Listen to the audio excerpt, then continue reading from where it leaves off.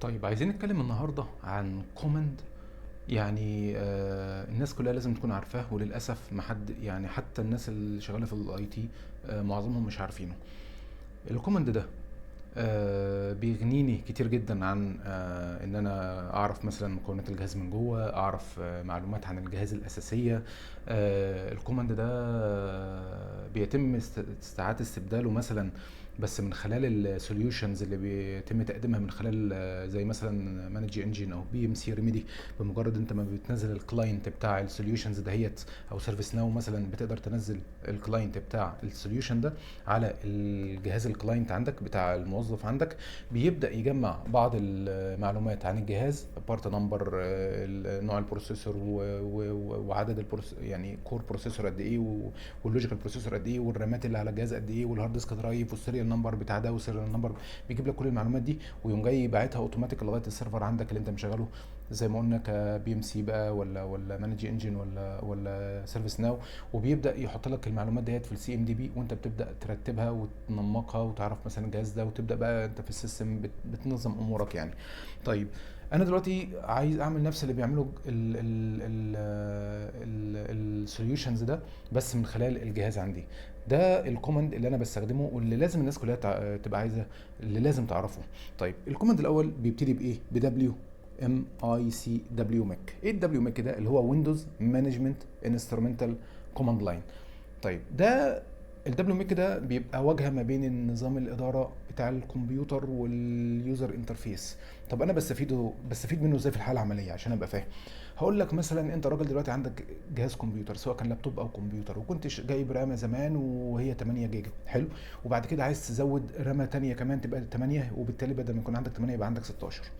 طيب دلوقتي في خاصيه اسمها مثلا الديوال تشانل في المذر بورد. يعني ايه الديوال تشانل دي؟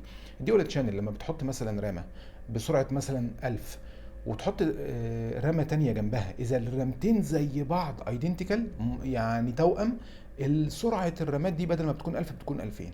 طيب لو جبت واحده مختلفه عن التانية، يبقى الرامه دي هتشتغل بسرعه والرامه دي هتشتغل بسرعه. يعني لو جبت واحده سرعتها 1000 وواحده سرعتها 2000، هتلاقي دي واحده 1000 وواحده 2000. انما لو جبت دي مثلا 1000 ودي 1000، يبقى الاتنين مع بعض هيبقوا 2000. انا مش عارف، انا توهت نفسي معاكم ولا لا؟ خليني اقولها تاني.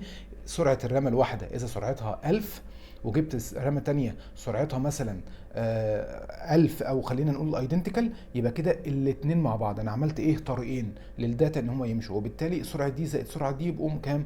يبقوا 200. انما السرعه دي لوحدها 1000 زائد السرعه دي، السرعه الاقل هي اللي هتمشي، والجهاز هياخد سرعه واحده بس، مش هياخد، واللي هي السرعه الاقل، مش هياخد السرعه الكبيره.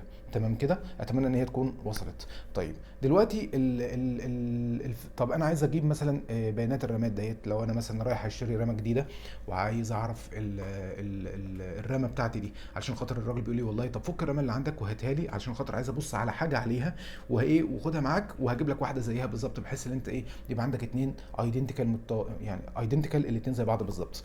بتعمل الكوماند ده ازاي؟ الكوماند ده اسمه دبليو ميك. وبالنسبه للرامات، الكوماند بيكون اسمه ميموري تشيب. تمام. وبعد الميموري تشيب بتقول له جيت. انا بقول لك يا ويندوز مانجمنت انسترومنتال، انا عايز اكلم الايه، الميموري تشيب، وهات لي منها اللي انا هقول لك عليه ده دلوقتي. طيب الدبليو ميك ده بيتكتب ازاي؟ خلينا نعمل كده الاول.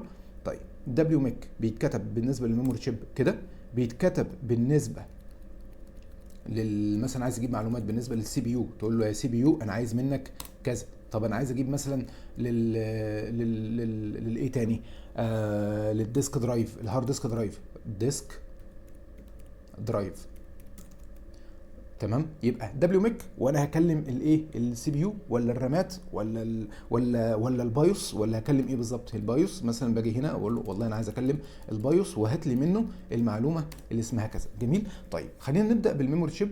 الناس كلها ايه تقريبا، يعني دي اكتر حاجه الناس بتبقى عايزه تعلم من الرامات اللي عندها، وعايزه تجيب نفس الايه، الموديل بالظبط. طيب الميموري شيب إيه اللي انت عايز تجيبه؟ عايز تجيب نفس السرعه، عايز تجيب نفس الحجم، الكباسيتي، عايز تجيب كل حاجه ايدنتيكال، صح؟ يبقى انت عايز اول حاجه تقول له ايه؟ هات الكباسيتي. هيجي يقول لك والله انت عندك رامتين كل واحده فيهم 8. طب انا عايز اشوف الموديل بتاعهم ايه. اه والله الموديل هو للاسف هنا مش موجود، لان انا كنت جايب الرامات دهيت من بره، مش يعني زي الكمبيوتر التجميعي كده. طيب آه ايه تاني اقدر اجيبه؟ والله انا عايز اشوف السبيد، سرعه الرامات قد ايه. والله اديني السبيد بتاعها. هيقول لك والله السبيد بتاع كل واحده والتانيه 2133. طب جميل. طب انا عايز اجيب ايه تاني؟ عايز اجيب المصنع، البارت نمبر، الميموري تايب. انا اهو مانوفاكتشرر، ده المصنع. وعايز اجيب البارت نمبر، البارت نمبر كلمه واحده، هنا ما فيش سبيسز خالص. عايز اجيب برضو الميموري تايب، الميموري تايب دي اللي هي دي دي ار 4، دي دي ار 5، دي دي ار 3. هنا هيجي يقول لي ايه السبيد، البارت نمبر بتاعك اهوت، تمام. الموديل للاسف مش جايبه، الميموري تايب برضو مش جايبه، والمانوفاكتشرر انون. طيب هنا طبعا لو المصنع معروف كان هيجي هنا هيبقى مكتوب لي مثلا سامسونج او اي مصنع كان هيكتبه لي هنا. الميموري تايب دي للاسف دبليو ميك يعني ساعات ما بيقدرش يجيبها، بس هنا الرقم بيكون مثلا 27 26 25، وكل رقم بيعبر عن يعني مثلا ال 27 المفروض دي دي ار 5 تقريبا، ال 26 او ال 25 بيبقى دي دي ار 4، ويعني دي دي ار 2 ليها رقم دي في الميموري تايب ده كده بالظبط. ده بيعرفك اذا كنت الميموري اللي عندك دي دي ار 2 ولا 3 ولا 4. جميل كده. طيب ده بالنسبه مثلا للميموري تشيب. اتمنى ان انا اكون غطيت تقريبا كل جزء في الحته دي بالذات، لان دي اكتر حاجه الناس بتستخدمها. طيب انت مثلا عايز تعرف حاجه عن السي بي يو اللي عندك زي ما قلنا، دبليو ميك سي بي يو، وهتقول له جيت. انت عايز تجيب ايه؟ والله انا عايز اجيب من السي بي يو ده النيم بتاعه، هو اي ام دي ولا انتل ولا والله انا انتل. طب جميل. طب انا عايز اشوف مثلا السبيد بتاعتك، يعني الكلوك سبيد، والامر ده كده هيديني ايرور. ليه؟ لان انا مش هيقول لي انفاليد كويري، يعني هيقول لي مثلا يا اما تقول لي انت ايه الماكس كلوك سبيد، وهيقول لي ساعتها الماكس بتاعك 2712، او تقول لي الكرنت كلوك سبيد، وساعتها يقول لك والله انت حاليا شغال ب 2500 ده الكرنت، والماكسيموم 2712. طب انا عايز اعرف البروسيسور عندي كم كور وكم لوجيكال بروسيسور. باجي هنا واكتب النمبر اوف كورز،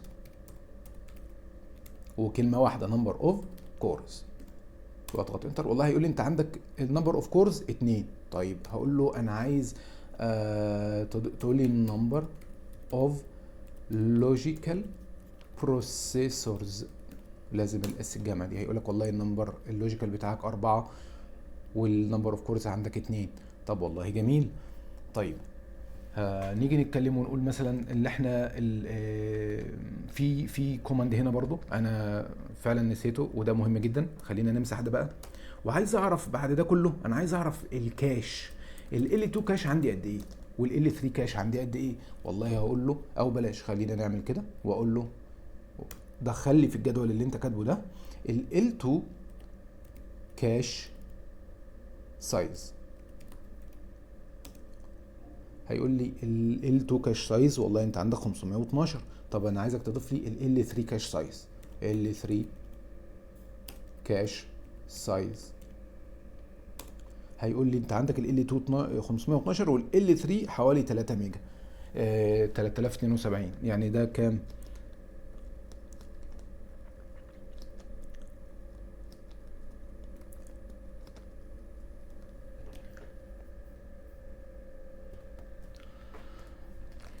سوري. ال 512 ده اللي هو يعني 512 كيلو، وده 3000 كيلو بايت. دي الارقام دي بتبقى بالكيلو بايت.